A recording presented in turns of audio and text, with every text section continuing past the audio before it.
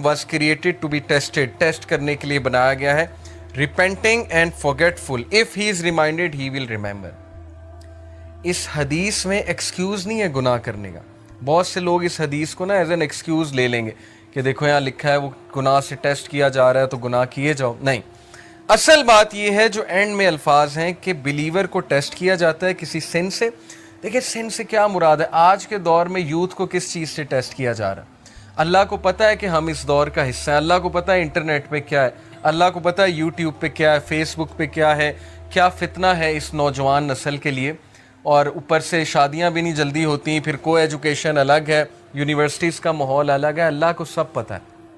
तो अल्लाह ताला हम सबको टेस्ट कर रहा है.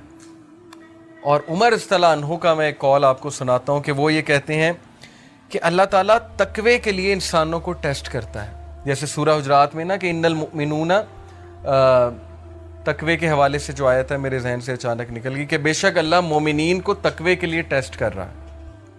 तो ये हम सब का तकवे का टेस्ट हो रहा है कि तुम्हारे पास अपॉर्चुनिटी